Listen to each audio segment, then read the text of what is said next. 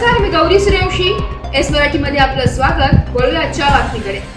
परभणी हिंसाचारात सोमनाथ सूर्यवंशी या व्यक्तीचा संशयास्पद मृत्यूच्या निषेधार्थ आज रायगडमधील पोलादपूर शहरात आंबेडकरी समाजाकडून जाहीर निषेध व्यक्त करण्यात आलाय.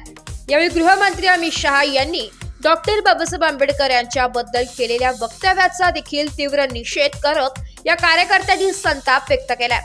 परभणी येथील घटनेत संविधान प्रतिकृतीची ज्या माथेफिरूने तोडफोड केली आहे त्या माथेफिरूच्या विरोधात देशद्रोहाचा खटला चालवावा, शिवाय परभणीचे पोलीस यांच्यावर मनुष्यवधाचा गुन्हा दाखल करावा अशी मागणी यावेळी या कार्यकर्त्यांनी केली आहे.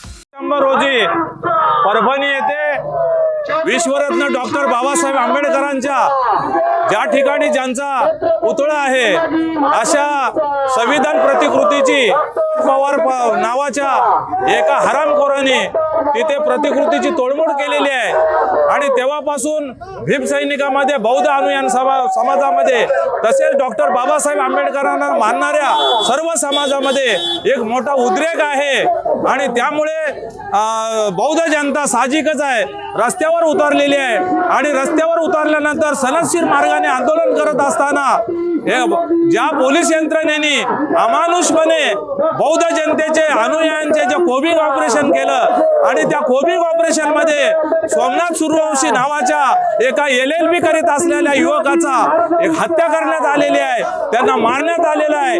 तर त्याच्यावरती पवार नावाचा जो हरामखोर आहे त्याच्यावरती देशद्रोहाचा खटला दाखल झाला पाहिजे.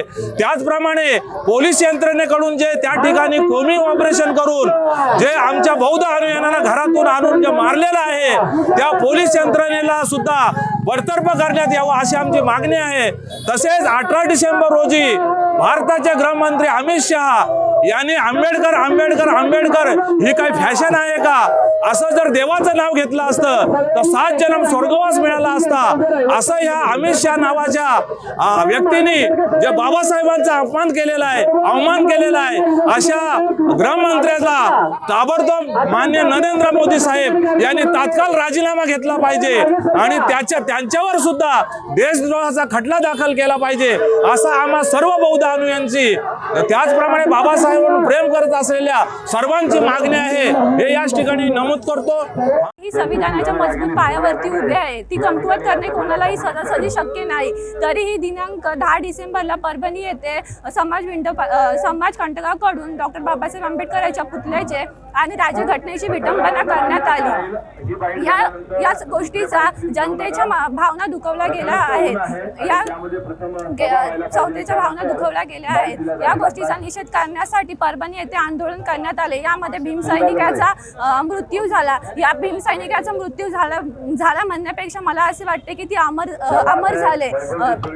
जीव गेला जरी आमचा जातीयतेच्या हल्ल्यात तरी भीमाचा फोटो हा लावू काळजाच्या किल्ल्यात. तसेच 18 डिसेंबरला संसदेच्या अधिवेशनात केंद्रीय गृहमंत्री अमित शहा बोलले होते की आंबेडकर काय करता, ही एक फॅशन झाली आहे, जर देवाचे नाव घेतले तर स्वर्ग भेटेल. मला असे वाटते की आंबेडकर एक फॅशन नसून आंबेडकर नावातच खूप मोठी ताकद आहे. आ म्हणजे सर्वसामान्यांचे जीवन आनंदी केले. बे म्हणजे बेधडकपणे 14 तळ्याचा सत्याग्रह केला. ड म्हणजे डगमगले नाही संकटे आल्यावरती.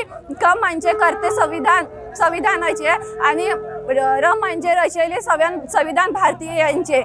जिवंत माणूस स्वर्गात जाऊ शकत नाही आणि मेलेला माणूस स्वर्ग कसा आहे हे सांगण्यासाठी परत येऊ शकत नाही. तरीही विविध लोकांनी केलेल्या स्वर्गाच्या वर्णनावरून मला असे वाटते की डॉक्टर बाबासाहेब आंबेडकर आम्हाला हक्क, न्याय आणि माणूसपण देऊन आमचा स्वर्ग इथे पृथ्वीवरच घडून गेलेले आहे. जय भीम.